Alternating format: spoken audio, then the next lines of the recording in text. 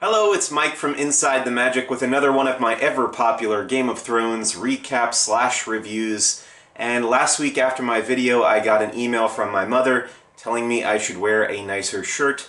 So happy Mother's Day, Mom. This week's episode was called Oathbreaker, which made me think that it was going to be about Brienne in some way because her sword is called Oathkeeper.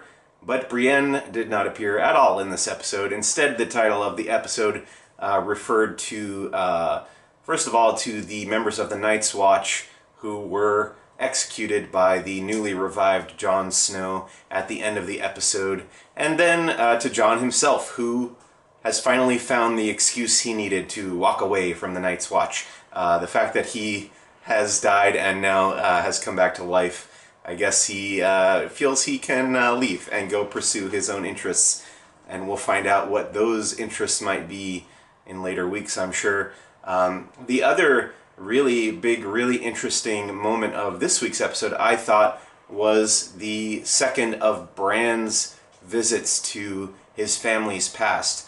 And this time he got to see his father, Ned, fighting to rescue his aunt, Bran's aunt, Ned's sister, Lyanna, who was held captive by Rhaegar Targaryen. Now this whole storyline that they're building to seems like it's leading up to a confirmation of a rumored spoiler speculation that has been going around for a very long time, and I don't want to elaborate on that too much because it would give away a very big plot point if that is the direction that they're going. But if you are interested in learning more about that, if you don't already know about that, definitely go and look up theories about Lyanna and Rhaegar, and it ties into Mother's Day in a weird way. So check that out. The rest of this episode I thought was actually pretty slow. I liked the scene with Tommen and the High Sparrow. I thought that was interesting how the Sparrow's kind of taking Tommen under his wing now. So the king might actually be under the influence now of this group of religious zealots. So